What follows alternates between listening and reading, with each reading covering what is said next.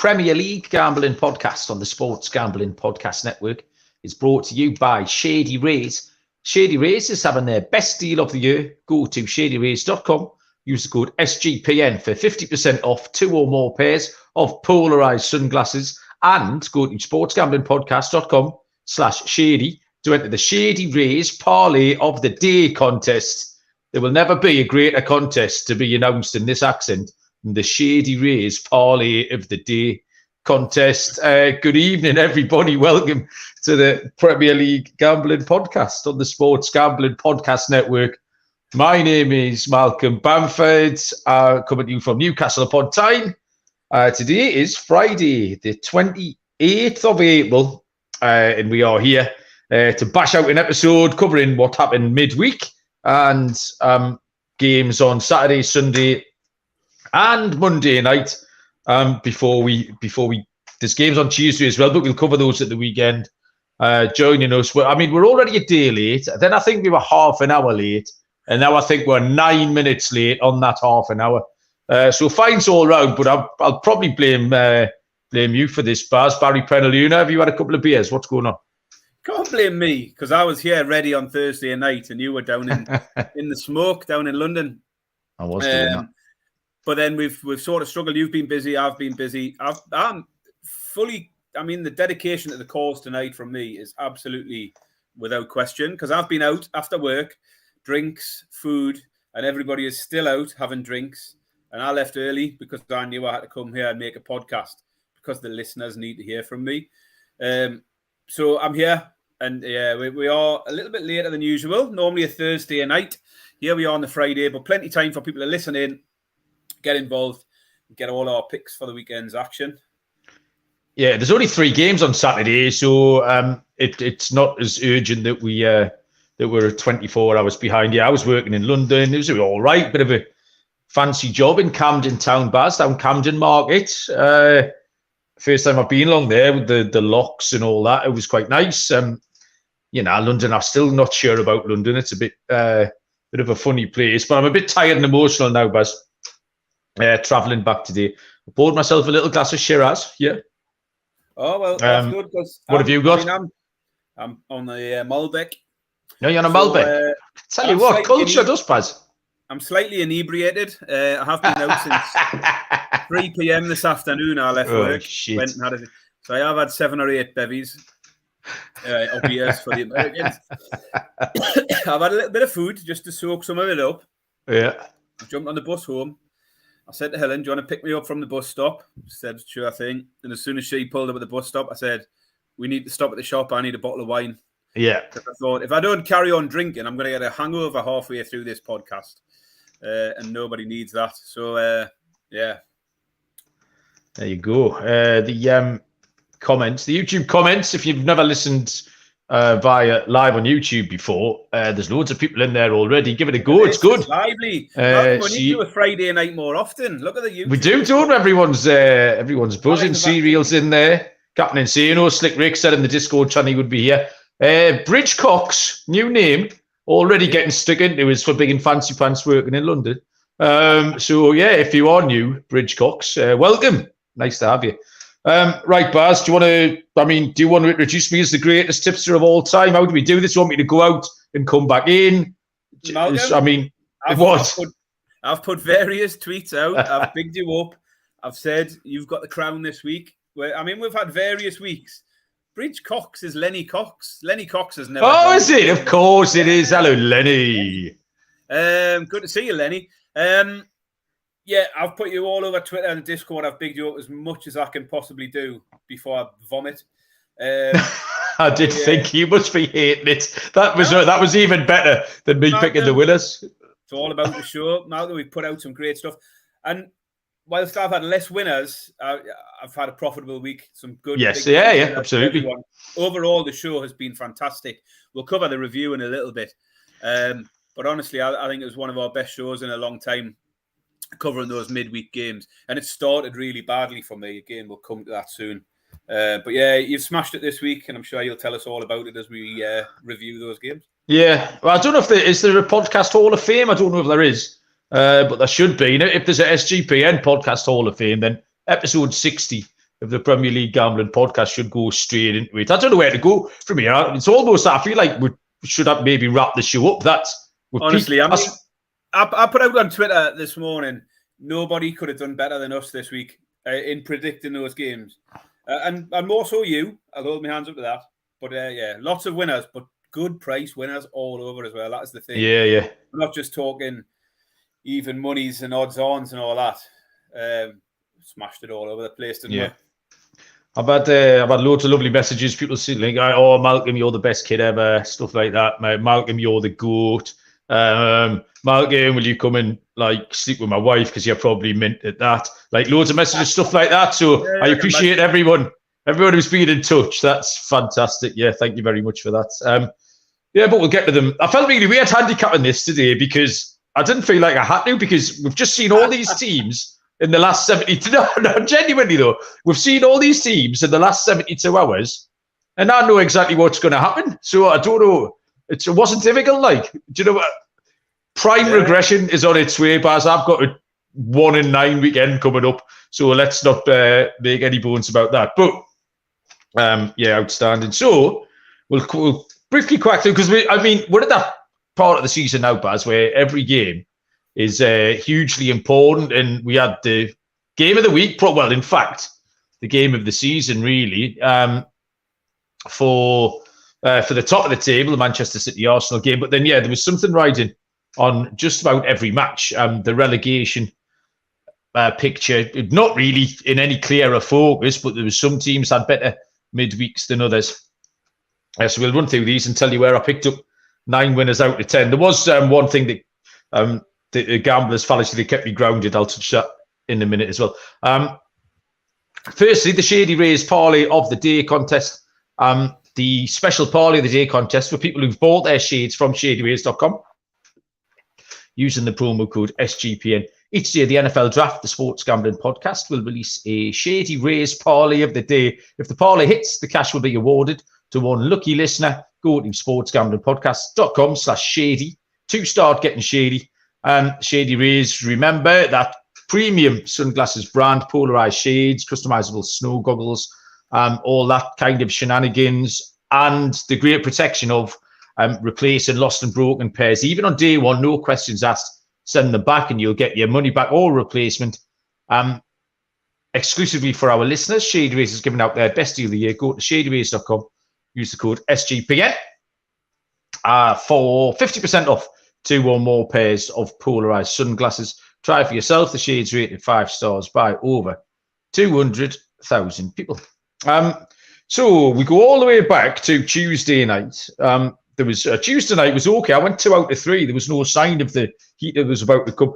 Wolves 2, Crystal Palace 0. This worked out lovely for Wolves. I took Wolves on the money line, and everything went right for them. They got Palace scored an own goal in the first minute, and that really plays properly into Wolves' hands because they're quite good when they're in front. They kind of could hold Palace at arm's length to defend quite well. They got another one late doors with a penalty, a horrific tackle from Sam Johnson, who was remarkably not sent off. But they called this one right. It was a good start. Baz, you were on the other side. You took your Palace team, and they weren't very good again. Yeah, I squeezed the Palace juice a little bit too hard, didn't I? And went a little bit too far. I didn't think we'd really bother talking about Tuesday. I thought we'd just skip straight on to Wednesday, to be honest. But yeah, Palace. Okay. I was going through the games, Baz. No, that's fine. I've just got nothing good to say about Tuesday. Villa won, Fulham 0. Yeah, you went over 3, didn't you? Fair enough. I'll whiz through it then. Yeah, I took Villa to beat Fulham. You took Villa team total. So that went down as well. But yeah, Villa did the business at home. And then Leeds won, Leicester won. So I went 9-1, Baz, but this was my dog of the week. So the one I managed to lose was the player I put out as my dog. So that was pretty impressive. Finished 1-1. You took both teams to score over 2.5. Yeah. So that went down as well. Did you see the Bamford miss? The death? Yes. Oh my God. My God. Because obviously we've got it at 1-1. I just need any goal to finish me off. Get that bet in. And Bamford missed a chance, which honestly, the XG for that chance alone must have been about 0.9 or something like that. It was absolutely on a plate for him. He does that. Keep us stranded. And yeah, he's absolutely shite, isn't he? So yeah, Tuesday was not good for me, but it got a lot better from there. So yeah. Yeah, Wednesday. Well, I mean, yeah, this is where all the silliness started. Nottingham Forest 3, Brighton 1. We handicapped this, and you said you weren't brave enough to take Forest on the money line, and I said, "Hold my beer." As Patrick on Twitter pointed out, I will take Forest on the money line at 5-1, and they got it done.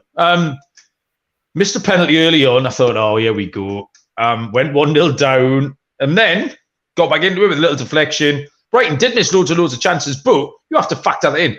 The handicap wasn't that Forest were going to dominate the game.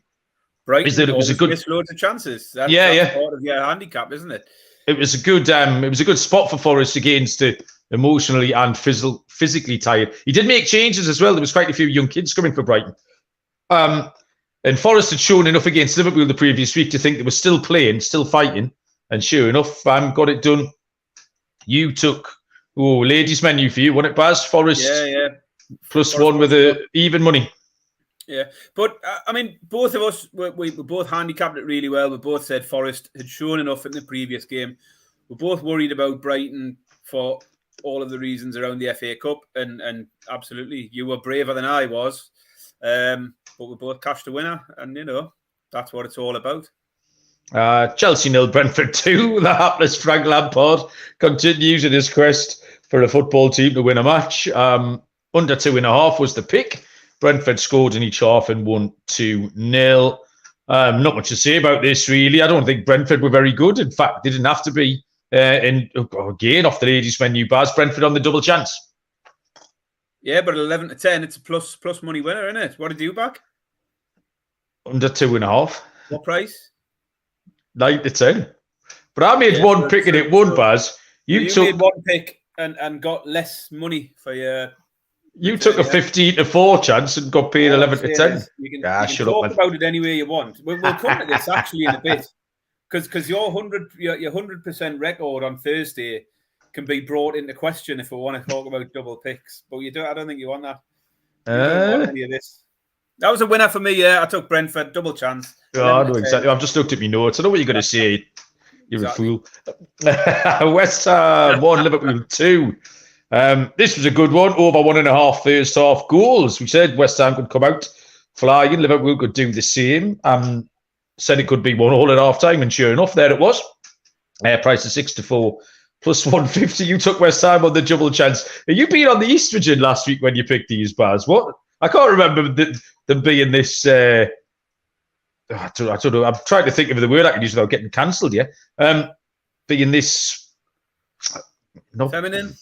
Meek we go for. Meek and mild on West Ham. Well, there you go. I that was one of the ones that went down, wasn't it? But there's plenty of good stuff. West Ham, I thought, played well. There was a bit of a mad handball near the end. I mean, that's the thing with West. They had one disallowed. Did they have one disallowed? Am I thinking of a different game? But they definitely had that handball towards the end. That was... West Ham had one disallowed on VAR. And offside, yeah. The big game of the week was on Wednesday. Manchester City 4, Arsenal 1. I took City minus 1.5. You took City to score 3 or more. Again, plus 138 for me. Plus 167, I think, for you. So 2 plus money winners. And yeah, Man City were considerably better than Arsenal, Baz. And it looks like, unless something unlikely happens, it's now Manchester City's title. Yes, I went and watched this one. So a couple of friends around here wanted to go out and watch it, so I went to the pub. We left. I'm in a small town in Nottinghamshire called Bingham. We have about 4 pubs. One of them, which is always reliable for football. So we'd arranged, get down there, 7:45, watch the football. Turned up. And doors are locked, not open. Not a single pub wasn't open. Not a single pub in my town had the football on. Now, bear in mind, I'm in Nottinghamshire, so there's the Man City Arsenal game on for a start, but also Notts Forest Brighton was on TV. So you'd think some Forest fans might be in. Doors shut. So I had to jump in the car and drive us all down to the next town down the road to watch the Man City Arsenal game. Good story, though. You'll like this. So basically, you know Kieran who Yeah, I came know up, Kieran. came up for Yeah. the Super Bowl. So you met him in Newcastle. He doesn't gamble because he's sensible. But he does listen to the podcast because he's also Loser. sensible. Oh, hiya, Kieran. So Big fan. he listens to the podcast, he enjoys it, and he gets a little bit bamboozled at times. So we're sitting in the pub. He's asking me a lot of questions about when you give the odds and you say this and you say like +125. What's that all about? What does it mean? So I had to explain the American audience and all of that. Nice. But anyway, so he turns up at the pub. He says, Baz, I listened to the podcast this morning and I've had a bet. I was like, you haven't had a bet. I said, I have. So he opens up. Yes, he opens up his Bet365 account that he's got. I was like, you haven't got a bet. Like, this bloke has never had a betting account in his life. So he opens up his Bet365. He says, I've listened to you. I've backed the City goals. He says, I'll be honest, I didn't think City would score big numbers like you said, but I've backed them. So let's hope you're good. So he told me, he says, I've backed 3 or more, 4 or more, 5 or more. Small stakes, which is fine. Of course. Anyway, gets 2-0 up, half time, and he says, "This is it, Baz. I only need one more goal." He shows me his betting slip, and the first bet on his slip isn't 3 or more; it's more than 3. Right, he's backed more than 3, more than 4, more than 4. Right, okay. I said, Kieran, that first bet means you need 4 goals. So at that point, he was a little bit demoralised because the third went in early on, and he thinks, "Well, I've got my chance here." And he was looking at the cash out and should I take this? I said, let it ride. City will get a 4th. Just let it ride. Let it ride. And we're getting into 85 minutes and he's checking his cash out and he's got pennies coming back. I said, honestly, they'll get another chance in this last part of the game. They'll get a chance. Leave it. It'll come. And sure enough, 93rd minute, bang, 4th goal goes in and Kieran's cashed. So I think he turned his £10 into £32.50. Yes, Kieran. Did he buy the beers? I hope he bought the beers. He did not buy a beer. To be fair, that's probably because he's seen how much I picked up from the same game and realised it wasn't for him to be buying the beers. So, the game was good. I mean, Man City are just playing on another level. It's honestly, it's like they've just turned on the boosters in the last couple of months. And nobody can get near them. It's going to be really interesting to see how the Madrid game goes because I can't see anybody else getting near to them. They brushed off. They could have been 4-5-0 up in the first half against Arsenal. They just brushed them aside with ease. I just can't see any other outcome now than City going and winning it all, really. If I drive past Kieran at any point and he's sort of sitting in the gutter with a bottle of cider in the next couple of years, Baz, I'll know where to trace his demise back to. It'll be you. Well done, Kieran. Gamble responsibly, etc.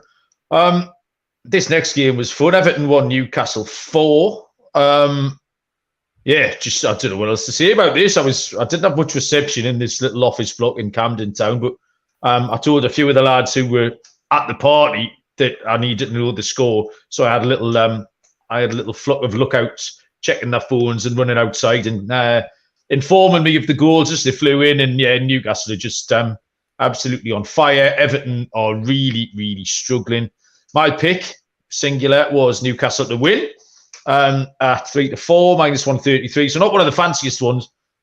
You took Newcastle on the team total, Baz, and you ladded up with the corners again, and that just keeps on giving, doesn't it? Yeah, so I'd said I fancied in my summary, the bet was Newcastle to score 2 or more. I suggested people should ride that to 3 or more. And then I come back and said also 2 or more and 6 or more Newcastle corners just hit so regularly and proved to be the case again, 9-4. That cashed that. So really, really good night. I had all sorts of combinations of laddering, corners and goals and absolutely smashed the Newcastle game, Serial fired in the Joe Linton anytime goal scorer. +750, get in. Somebody in the Discord, I can't remember who it is now. It might be the Dutch lad. I can't remember. Somebody backed Callum Wilson to score from outside of the box at 40-1. Whoa, get in the queue. The Discord was full of winners last night. It was absolutely brilliant because there was this and there was the Man United game. I put up a decent bet in as well. I added all sorts. I mean, Newcastle, 14 corners for Newcastle last night. That's incredible, isn't it? Absolutely obscene for a team total. Ridiculous. So I had 2 or more +6 corners, 3 or more +7 corners. I had 4 or more +8 corners, and every one of them just cashed. The second half, every corner and goal that went was just cash, and it just Yeah. couldn't have went any better. Absolutely loved it. I mean, you didn't watch the game. To be fair, Everton did play well for the first half hour. They had us under the cosh, high intensity, pressing high up the field, put us under a lot of pressure. We were very sloppy, giving the ball back very easily. They could easily have been 1-0 up. But you always just felt if we could just ride that storm for a little bit, they'd run out of steam, or we'd go up the other end out of nowhere, which we did. Joe Linton puts a ball across. Keeper parries it because he's shit and he's only got little arms. And there's who was on the spot for that? I can't even remember. Callum Wilson. So many goals.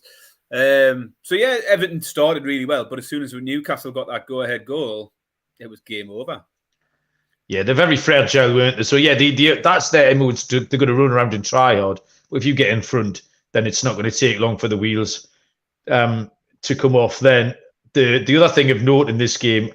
4 days after thinking I've seen the best assist I've ever seen in my life from Joe Willock, Alexander Isaac. I can't get my head around that. It's like I mean, I tweeted it out last night, so anyone that hadn't seen it could watch it again. I've watched it again and again today, and I got into work today, and anyone who's interested in football, I was like, "Did you see the assist last night?" And they were like, "No, I was watching Liverpool Spurs." I was like, "No, look at this though. Look at this." I was doing that at the party last night. Complete strangers. For me, the thing, I mean, he runs from the halfway line and he turns them inside out. I mean, some players there have been turned inside out 3 or 4 times. Yeah. At which point they should probably just retire. It's the very last one when he clears that last defender. He's literally got about half a foot between the defender and the goal line. Yeah. And you think he can only go right, and he just takes the slightest touch left. And then straight back in. And the way he gets... There's nowhere for him to go. I don't know how he gets through that little gap.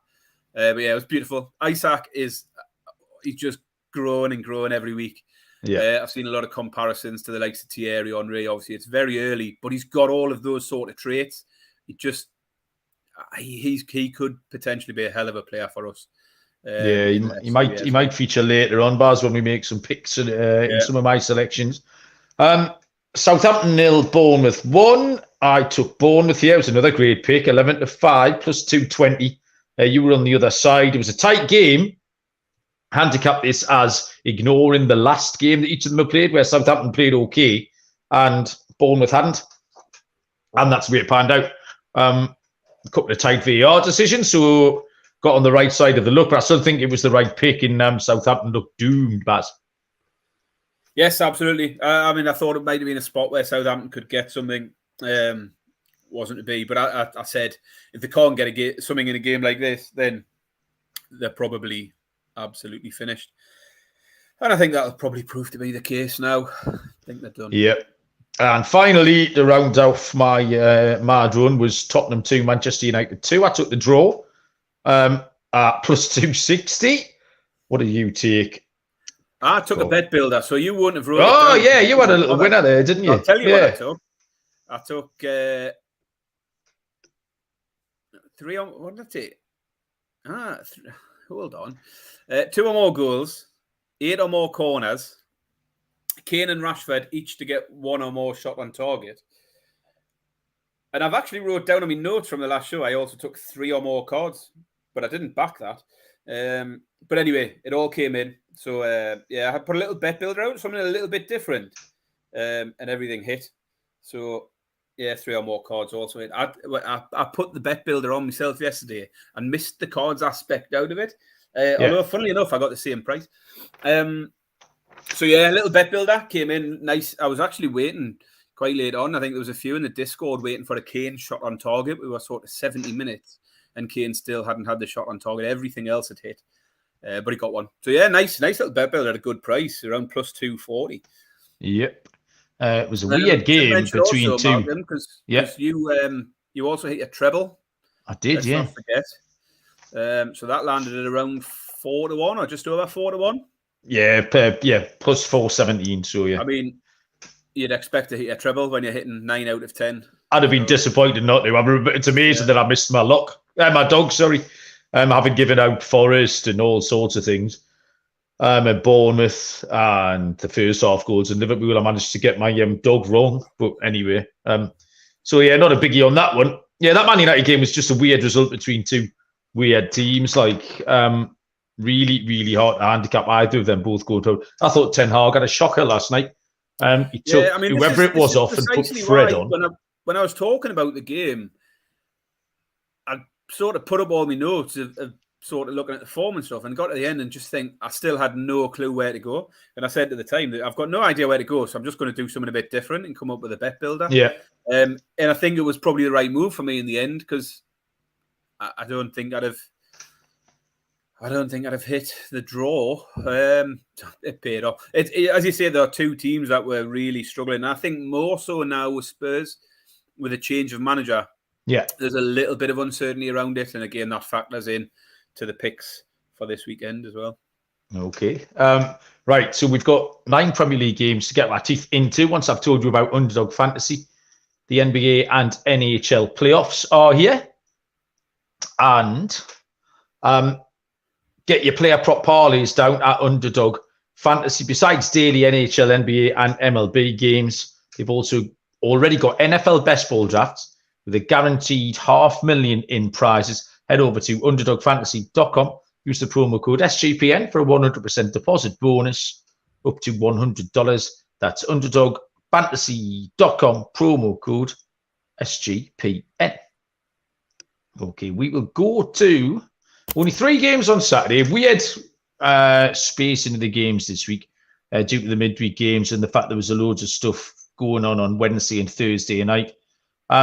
So we've got 3 games on Saturday. The lunchtime game tomorrow, 12:30 kickoff, which is a 7:30 Eastern time, is Crystal Palace against West Ham United. Crystal Palace are 13-8 plus 162. The draw is 21-10 plus 210. West Ham are 7-4 plus 175. Both teams are safe. West Ham put a little run together and accumulated enough points. Palace did the same recently. The key for me here was how much do you trust the recent progression that each team has made? Now, I'm not hugely impressed with what Palace did in those 3 wins. There was a really weird little microcosm of them taking the handbrake off, scoring 9 goals in 2 games, whatever they did. One of them was away at Leeds, which it's just hard to sort of count that as a genuine win. And the last 2 performances have just been back to normal for them. That 0-0 with Everton, who were the worst team in the league at the moment. And then they lost the other night fairly bloodlessly away at Wolves. 2 of your classic Crystal Palace performances, like no goals again. I think Wolves going to be back normally makes a difference for them. I think the West Ham level of performances in their mini renaissance has been much, much higher. The draw against Arsenal, which when they were 2-0 down after 10 minutes, they could have folded. They didn't. They doubled down on their efforts, got back into it. They humped Bournemouth 4-0, and we've just seen Bournemouth bounce back with a great away win. And they played well and could easily have gotten at least 1 point, maybe even all 3 against Liverpool on Wednesday night. So I also think West Ham have got the better players, as basic as it sounds. So I'm happy to take West Ham here on the road, 7-4 plus 175. I'll take the Happy Hammers, Pat. Yeah, not far off in our analysis there. I agree with the Palace. I mean, as you know, I backed Palace in a few of those wins.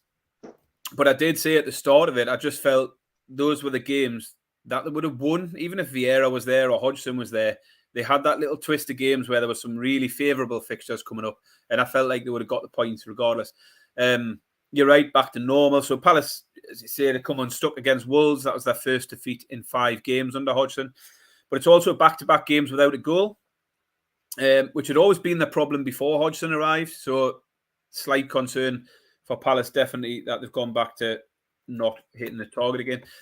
I mean, West Ham had similarly struggled in front of goal for a while, but they seem to have sorted that out now. 10 goals in the last 3 games.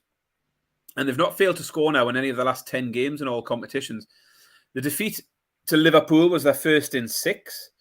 And I think they'll fancy themselves to bounce back again here. And I think as slight underdogs, West Ham are probably the pick, 7-4 for West Ham. Or, as I always seem to do in these spots, is look at the same price for the team to score 2 or more goals. Yeah. And again, we can get West Ham at 7-4 to score 2 or more.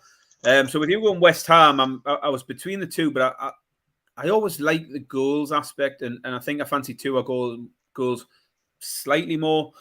They've done it in 3 in a row now. So before the Liverpool game, the Liverpool game, obviously they only scored 1, although they had 1 disallowed. They had a penalty shot ruled out. But before that, they had hit at least 2 goals in each of the last 3 games. So yeah, pick for me, West Ham to score 2 or more at the same price as you, 7-4. Yeah, we've got quite a few suggestions in the YouTube comments. Serial's going for the West Ham draw. No bet. He's eating off the same menu as you, Baz. Slipwick, West Ham wins to 0. And Lenny is going both teams to score as well. So yeah, a little bit scared of Crystal Palace, Lenny, in that situation. So Lenny, loads of.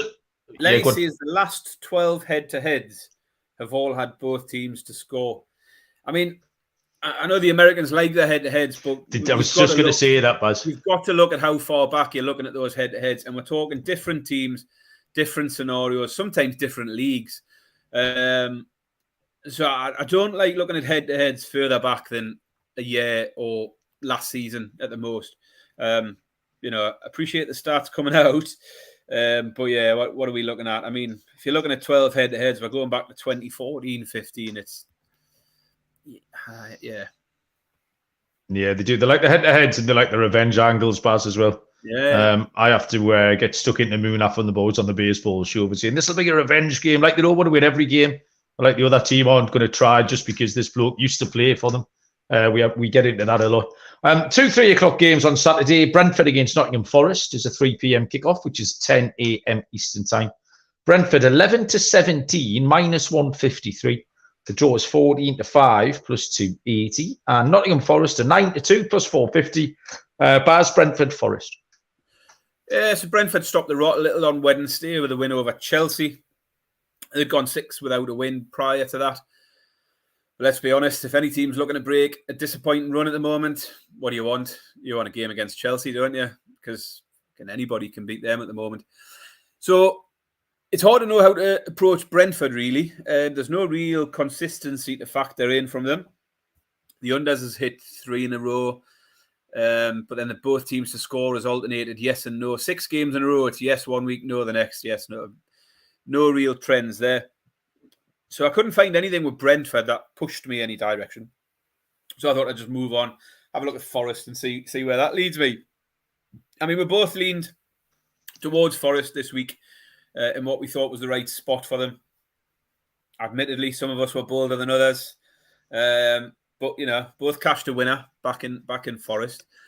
I mean, what'll be encouraging for Forest is the 5 goals and scored in the last 2 games. Because they had looked like they were weak in front of goal. And I'd mentioned the other day that Brentford have only had 1 clean sheet in the last 10. So obviously they did keep a clean sheet against Chelsea, but I mean, that's no surprise. Chelsea are toothless. But Brentford are definitely a side you can get at defensively. So Forest have played well, 2 games on the bounce now, and against decent sides in Liverpool and Brighton. They've moved out of the bottom 3, and they're a big price here at 9-2. I think. Go on, Baz. No. Pull the trigger, Baz. Do it. No, I'm not, and I'm not going double chance either. To be fair, I think Forest can get amongst it again here, and I wouldn't put anyone off backing them if that's where they want to go. But for me, both teams to score had a bigger drag for me. It's 19-20, but as I say, just with Brentford not keeping many clean sheets at all. I feel like the both teams to score has got a good chance here. It's around 19-20, but I don't mind Forest at 9-2, or if you want to, go slightly safer, Forest on the double chance market still plus money 6-5. But for me, the pick is both teams to score, Forest and Brentford. Same pick, Baz, both teams to score. Brentford did get a visit from Dr. Chelsea this week and won without playing too well. It was either that or the over 2.5 goals, and you're getting slightly bigger price with both teams to score. Yeah. It was 9-10, minus 111 and over 2.5. And the both teams to score was just a titchy bit bigger, 18-19 or minus 105. So I'll co-sign that. Baz, team right, exactly the same pick. Both teams to score. Third and final game on Saturday, also a 3 p.m, 10 a.m. Eastern kickoff, is Brighton and Hove Albion against Wolverhampton Wanderers. Brighton are 1-2, minus 200. The draw is Burlington Bertie 100-30, plus 333. Wolves 11-2, plus 550. Brighton didn't play badly in the week against Forest. Missed plenty of chances, as you pointed out. That's kind of the handicap. Made some changes after that penalty shootout defeat last Sunday afternoon in the FA Cup semi-final. Everything went right for Wolves in the week. Second minute OG enables them just to control the game against a team like Palace, who were never really going to cut you to ribbons unless you Leeds, of course.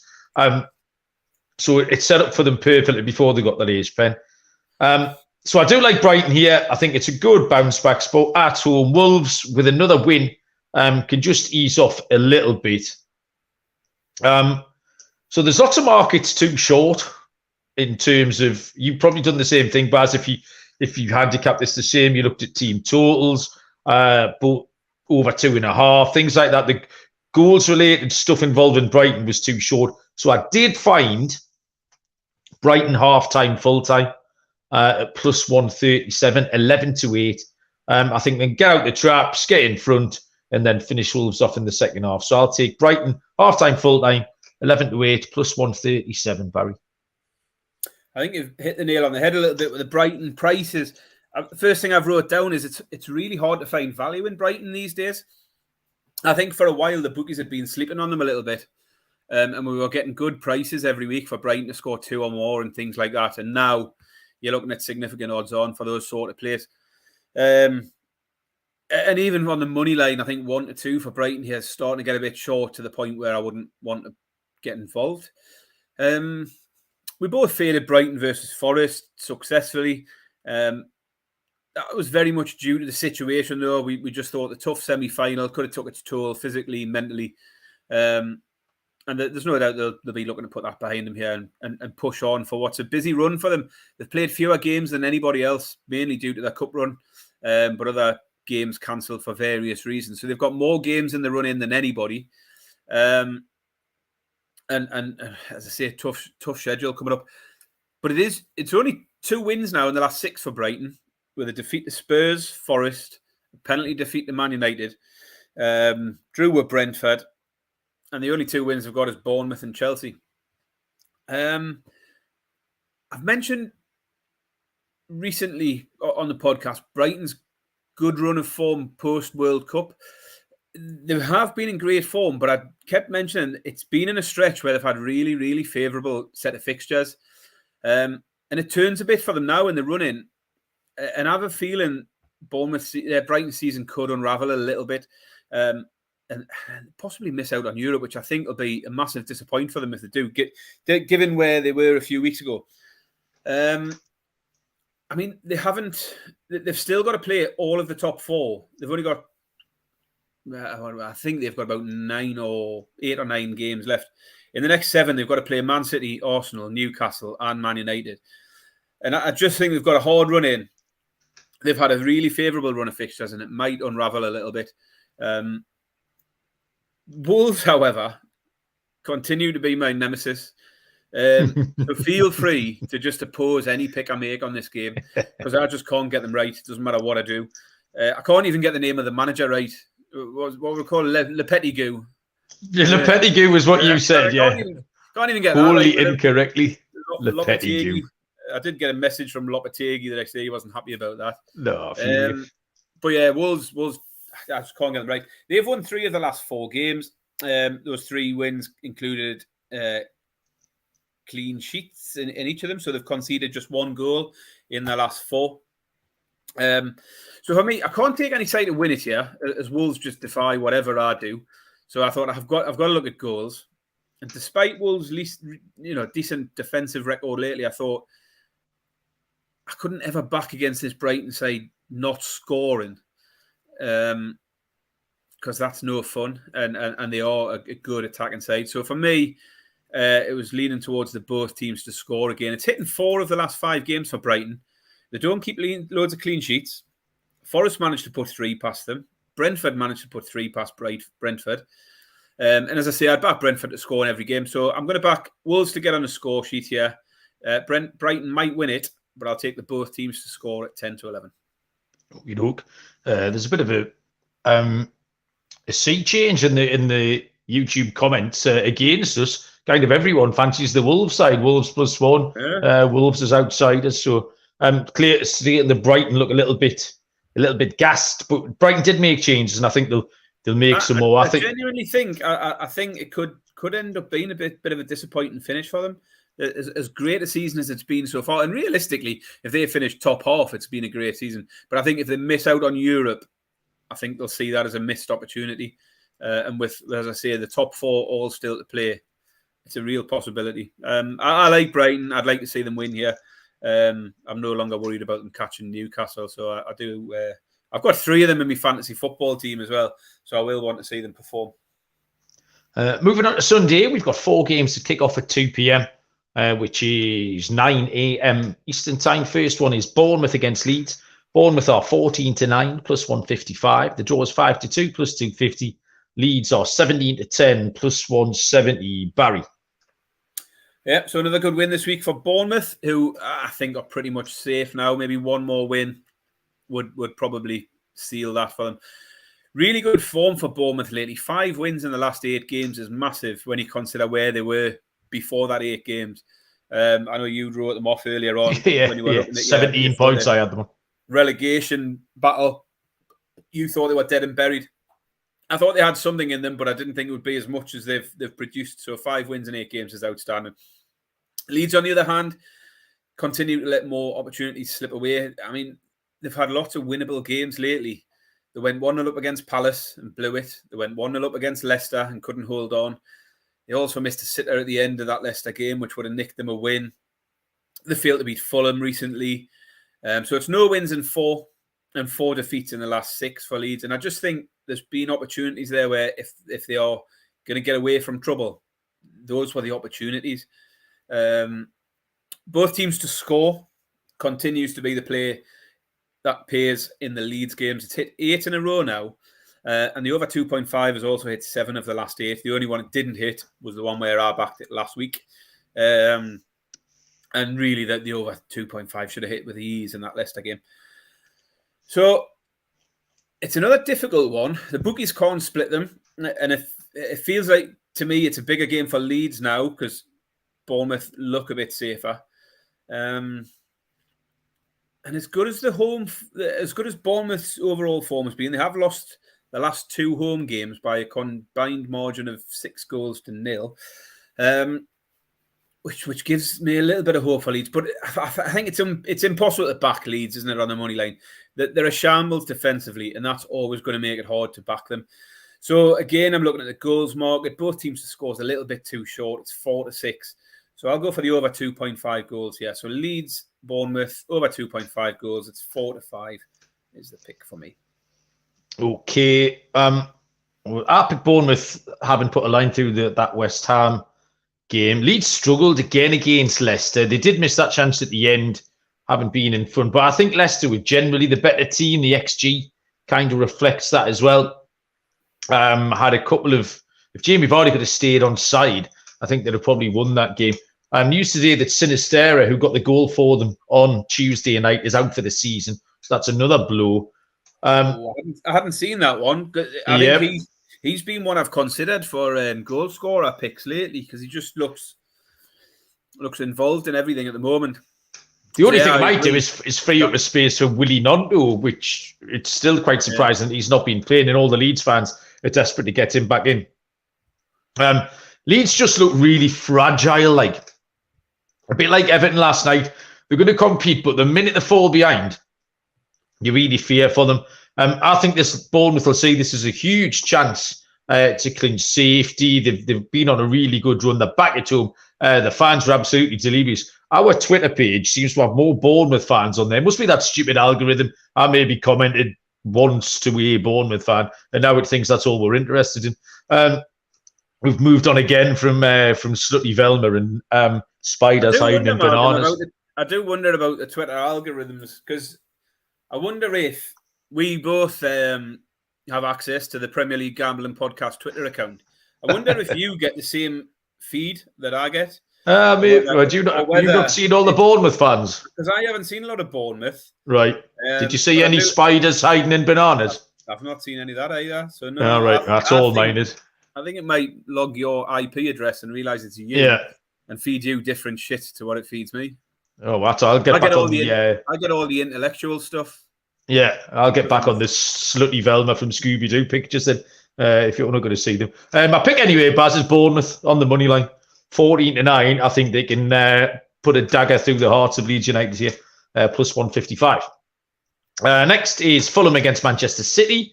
Fulham 11-1. The draw 5-1. Manchester City 1-4. Minus 400. You pretty much have to handicap this on what can you expect from Fulham, because you know what you can expect from City. Again, they might make some changes. Fulham have looked a lot livelier. Kind of, we wrote them off after that cup defeat to Manchester United. And they've been pretty carefree. They didn't score in the week at Villa, but competed quite well. The last 4 City games, league games, have all been both teams to score. They keep beating teams something 1, 3-4, 5-1. I think Fulham can get a goal here, and therefore my pick's going to be both teams to score, Baz, at even money plus 100.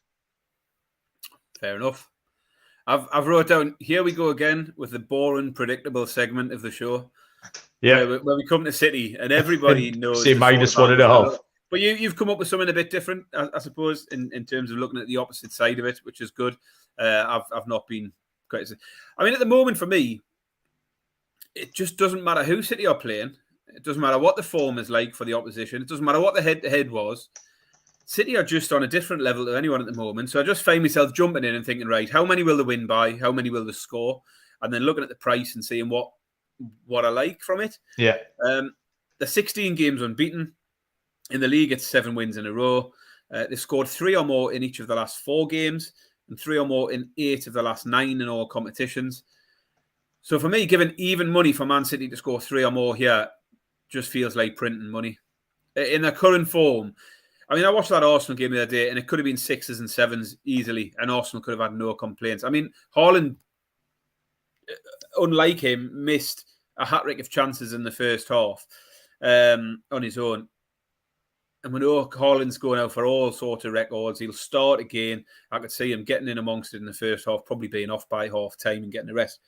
But 3 or more is just your standard City performance, minimum of 3. So yeah, the pick for me is City to score 3 or more at evens, and I will be laddering it further. 3-1 for 4 or more, 8-1 for 5 or more, 16-1 for them to score 6 or more. I mean, in those last 9 games that I mentioned, they've hit the 3 or more 8 of the last 9. They've hit 4 twice. They also put 6 past Burnley, who are comfortably the best team in the championship. They put 7 past Leipzig, who are a solid Bundesliga side. Even the 4 or more looks a safe bet to me at the moment with City, the way they're playing. As I say, they should easily have had 4 against Arsenal. So yeah, for me, definitely the pick is evens, 3 or more. But I've no problem at all taking the 4 or more at 3-1. The other ones are getting a little bit more ambitious. But I think the 3 and 4 should cash with ease. Velma's reputation is getting dragged through the mud in the YouTube comments section currently. We'll be seeing her in court. Apologies, any family members of Velma who might be tuning in. Manchester United against Aston Villa is next up. Man United are 13-18, minus 138. The draw is 26-9, plus 290. Villa 18-5, plus 360. Bazza, interesting game, this one. Yeah, I mean, I continue to struggle a bit with Man United. I mean, they're hanging around. They're still in the top 4. Everyone's still considering to be one of the top 4 teams this season. But realistically, they haven't looked impressive in recent games. And we've talked before about the eye test. Sometimes just looking at what you've seen and what you've watched, as opposed to relying on the stats too much, can be a good way of approaching things. And I mean, in reality, the stats aren't great either for them. They've only 1 win in 90 minutes in the last 5 games. You've mentioned before you feel anyone can score against Man United. because they're shite. I think that was your words. Maguire back from suspension. Sure, he isn't going to be involved. But then at the same time, I said against Spurs with Man United, you couldn't even trust them against Spurs, despite Spurs being at their lowest ebb.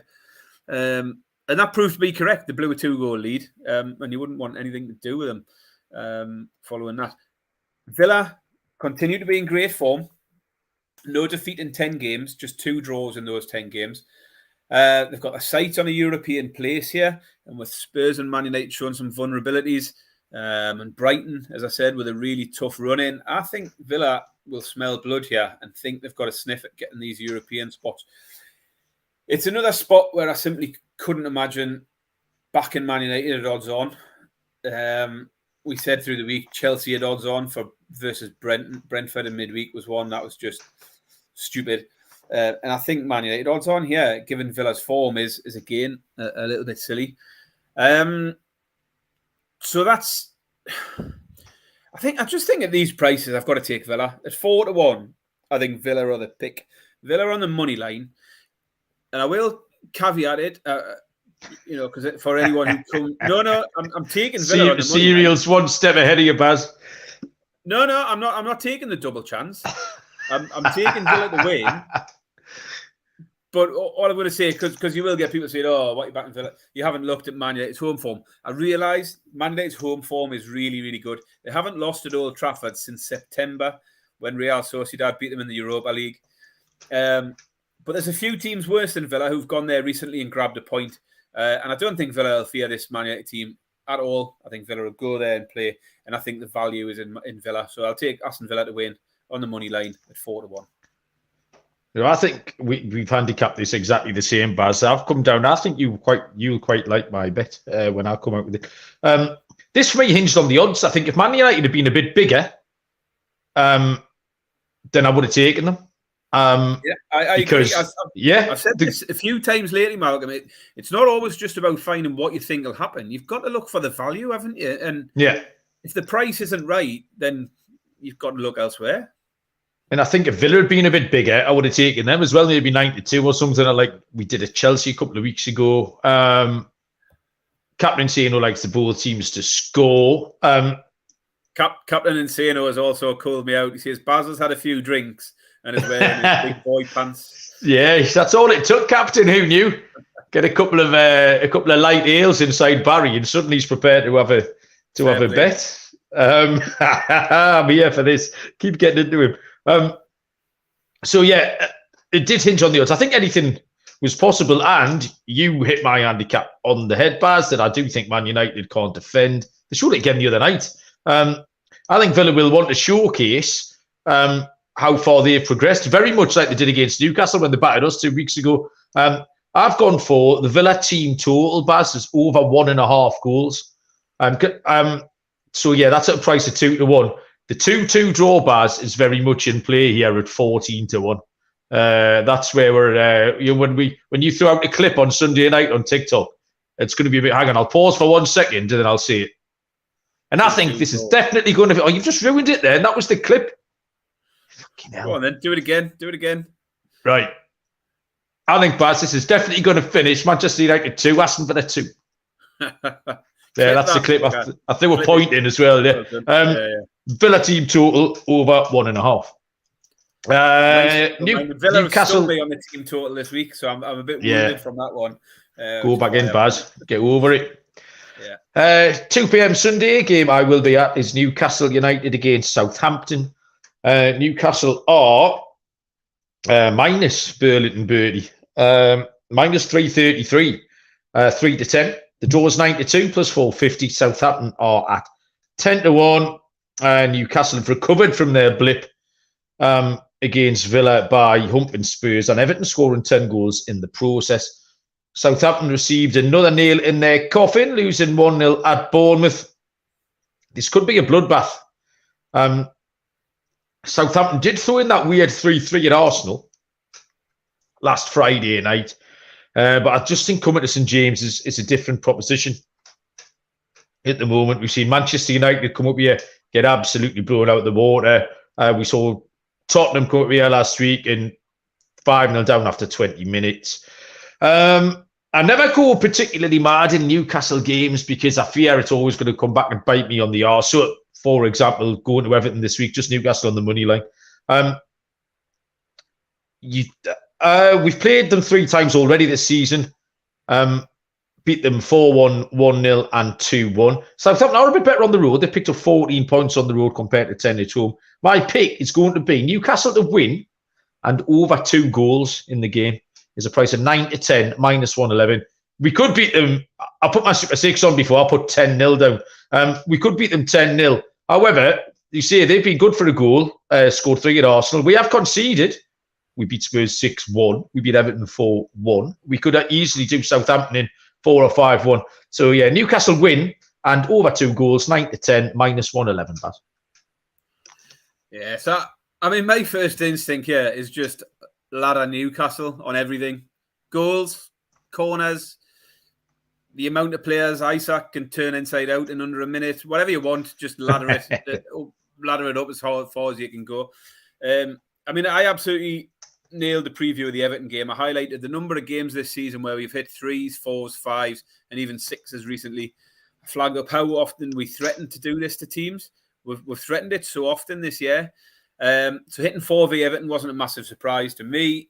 Although you did put out the unders, you haven't mentioned that one. That was where you actually did take 2 bets on a game, one of which was absolute shite. But let's move on. It wouldn't surprise me here if Newcastle hit 4s, 5s, whatever they want to do. I mean, as I say, we did have to dig in for half an hour or so. We rode out that early pressure from Everton, but after that, it was one-way traffic. I just can't see Southampton producing that similar effort. Everton did put a big effort in early on and did make a fight of it. And I just don't think this Southampton team have got that in them. No. They look beaten. They look wounded. So it's now 8 without a win for Southampton. And time is running out for them. They've lost 4 of the last 6. And whilst that did include a game against Man City, it's the 2 recent home defeats, Bournemouth and Palace, that stand out. If you can't be winning them games at home at this stage with the amount at stake, you're in massive trouble. There's 2 sides that really need to be getting beat at home. When you're at home, you need to be beating them. And failing to score has been an issue. They failed to score in 5 of the last 8 games. The reverse leg of this fixture was only back in November. Newcastle won 4-1 down at their place. We've also had a 1-0 win down at their place in the League Cup and a 2-1 win at home in the League Cup. So we've beat them 3 times already this season. Your pick, I think, is I just don't see how that fails. But I'm going to stick with a strategy here of what's done well for me lately. It's Newcastle goals, it's Newcastle corners. So the starting point for me here is Newcastle to score 2 or more and Newcastle to get 6 or more corners. That's at a price of 5-4. So you double that up in a bet builder for 5-4. And then you ladder it up any way you want. You can leave the corners at 6 and ladder the goals up. So you go 3 goals and 6 corners, 4 goals, 6 corners. Or if you fancy the 2 goals is the safest play, you stick with the 2 goals, but you take 6 corners, 7 corners, 8 corners. And we can get some big prices by keeping the goals and corners in play. And as I say, Newcastle 2 goals and Newcastle 6 or more corners is just hitting very regularly and quite often going far beyond that. So I'll be laddering it up. I mean, you can be bold. You can push them both up. Go for 3 or more goals and 7 corners. Or that's available at 7-2. Newcastle score 4 and 8 corners, 14-1. But yeah, getting a little bit carried away. But the pick for me is Newcastle to score 2 or more and Newcastle to get 6 or more corners, 5-4. Right, Baz. Your beer-fueled enthusiasm has already got us to the 1 hour mark, and we've still got 2 games to handicap, so we'll have to. Already. Christ. Yeah. You're a chatty Cathy when you've got a couple of beers inside you, it turns out, Baz. I've been keeping the profanity out of, I've been. You have kept the profanity out of it, well done. That's when you're hungover, not when you're drunk. Right, 2 games left. Let's a little bit quicker, Baz. 4:30 kickoff. Liverpool against Tottenham. It's 11:30 Eastern time. Liverpool 1-2 -200. The draw is 7-2 plus 450. Tottenham 19-4 plus 475. Baz, you said earlier on you had interesting things to pick in this one. So what was it? In this one? Liverpool Tottenham, yeah. I don't think I've got anything interesting for this one, Malcolm. I don't recall seeing that. Anyway, Liverpool scraped by West Ham again with another 1-goal victory. It keeps their European hopes going. There are still Liverpool fans out there thinking they could nick 4th place. I think it's out of their reach, despite a good run-in for Liverpool. And a good result for them last night with Man U Spurs drawing. That was probably the perfect result for Liverpool's hopes of trying to get into the top 4. But I think any points dropped here for Liverpool, and even the most optimistic fans will have to admit defeat if they give anything away to Spurs. Yeah, Spurs can take yesterday's result as a bit of a positive, going 2-0 down to Man United. I think under Conte or Stellini, they'd have folded. That would have been game over, curtains, given, probably lost 4 or 5-0. So Mason will be happy that they put up a bit of fight, bit of desire to get back into it, grabbed a point, and more importantly, kept Man United within touch and distance. So, they're not completely out of that top 4 race. I mean, my immediate thought on Liverpool games at the moment is goals. Last 6 games, both teams to score has hit in 5 of them. Over 2.5 has hit in 5 of the last 6. And 4 of the last 6 have made it to over 3.5. Also, 7 in a row for Spurs on the both teams to score. And 6 out of 7 have went over 2.5. With 5 of those 7 Spurs games going over 3.5 goals. So my first instinct here is over 3.5 goals, which is available at 6-5. If you want to have the 2-1 either way on your side, then I don't mind over 2.5 and both teams to score. You can double the 2 of those up and get just short of evens. It's 20-23. That gives you a little bit more on your side. But the pick for me is going to be over 3.5 goals at 6-5. Okay. Liverpool got away with it this week. Liverpool picked up 6 points this week, Baz. It could easily have been 1 or 2. Sort of squeezed past Forest last week and then squeezed past West Ham. You still don't know what Liverpool are going to do, really. Probably good for a goal, but can't defend either. I think we saw the first glimpse of a reaction under Ryan Mason for Tottenham last night when they did come back from 2-0 down. They will play for Mason. I think they'll try a lot harder. They can't possibly be as bad as they were last week at Newcastle. And they've got enough good players. That's the thing. If Ryan Mason can harness some positive energy out of them, then Tottenham are going to be competitive again. They're still sitting 5th in the league. If they don't defend like absolute ninjas on Sunday, Liverpool are going to give you a chance. Liverpool are 100% going to give you a chance. Like I say, on another day, if Forest had defended properly last week, Forest would have won. They had a decent XG, 2.15 against Man United last week. I'm going to take Tottenham. This is my Patrick Backus hold my beer pick of the week. Tottenham, for me, 19-4 plus 475 on the money line. We will go to the next game is Monday night. So we've got a game on Monday. We'll probably record on Monday night again. So we'll watch this game live or what have you. And there was a game on Tuesday which we'll cover in the next episode. So Monday's game is 8 p.m. UK time, 3 p.m. Eastern. Leicester against Everton. Leicester are even money, plus 100. The draw is 5-2. Everton are 11-4, plus 275. Holy shit, Baz. I thought this was an absolutely life-changing price on Leicester.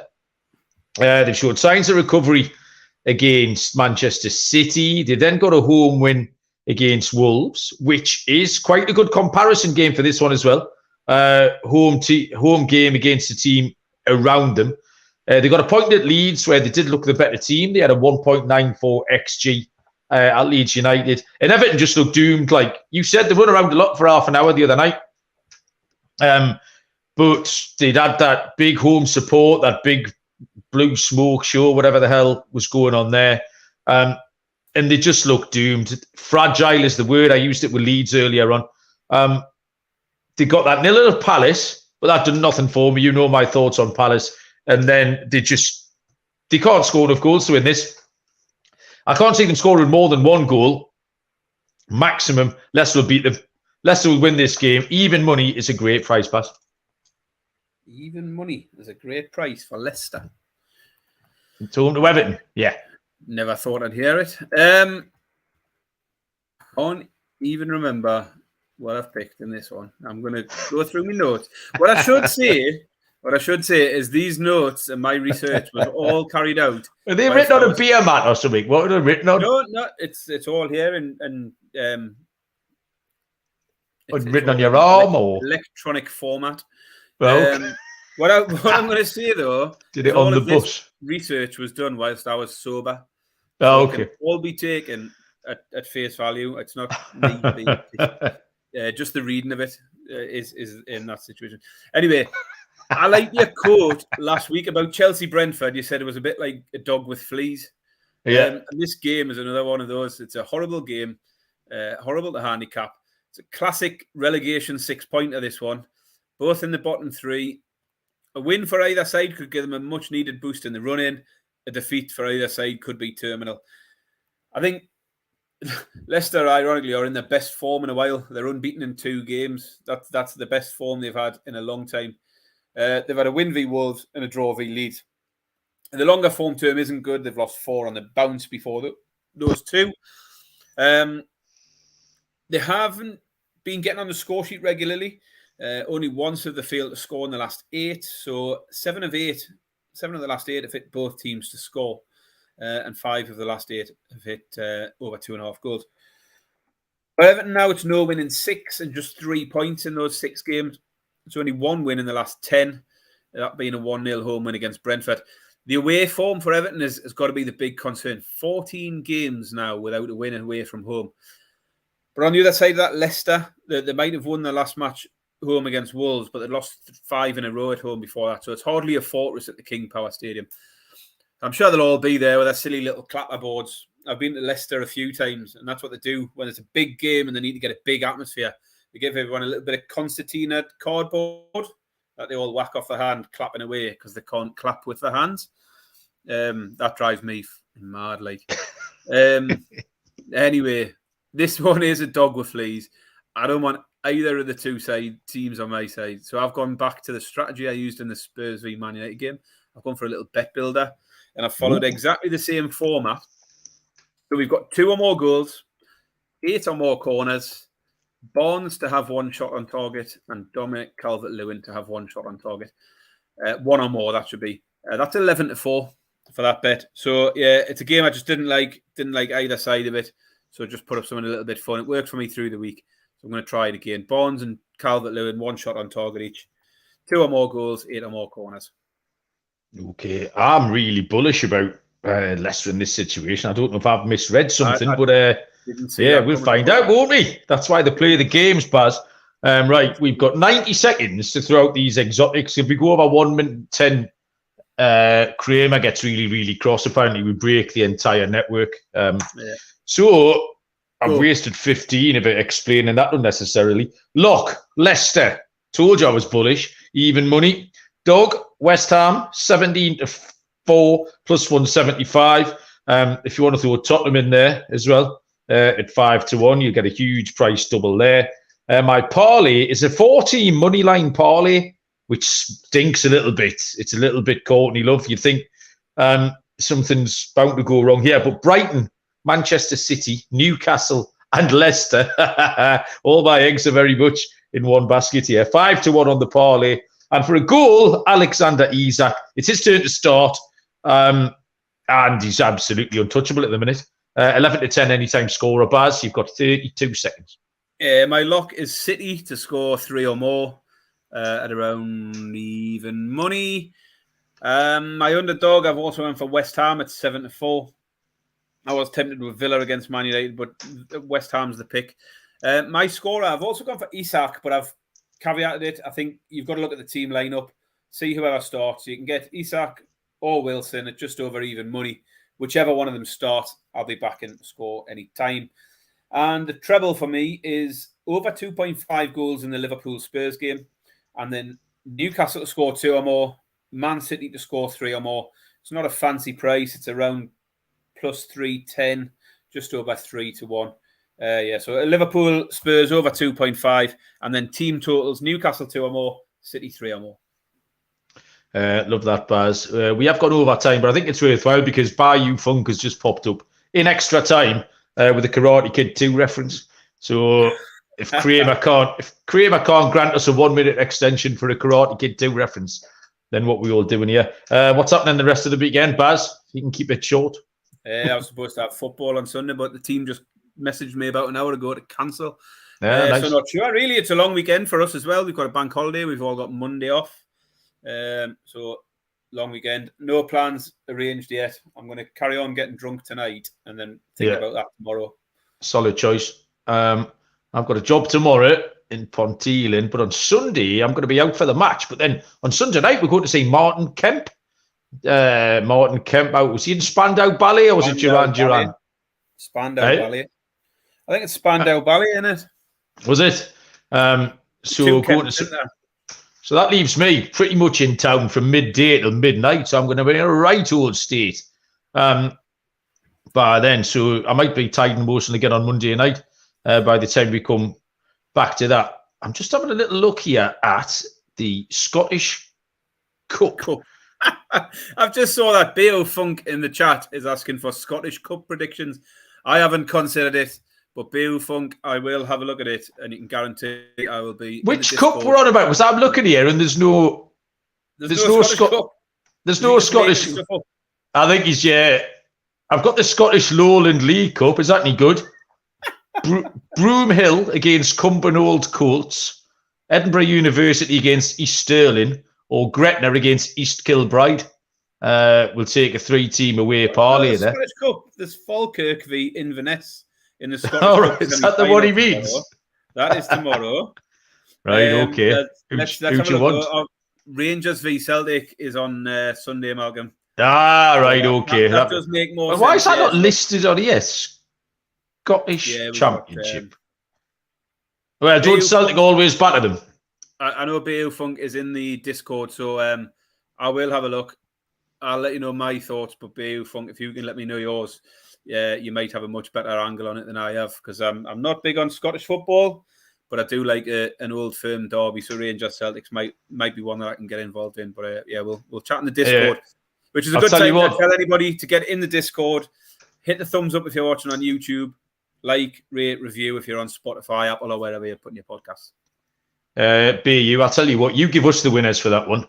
We'll have the day off. You throw out the Scottish Cup winners and we'll pile it. I'll be full of beer, so I will bet anything you tell me to. Right, well done. Good effort, Baz. 3 minutes over, but I went 9-1. What they're going to do, sack me. Cheers, everyone, for commenting and joining us in YouTube. Loads of fun, as always. Big weekend ahead. Enjoy all your punts. We'll be back probably on Monday night, I reckon. And until then, we'll see you down the road. Cheers.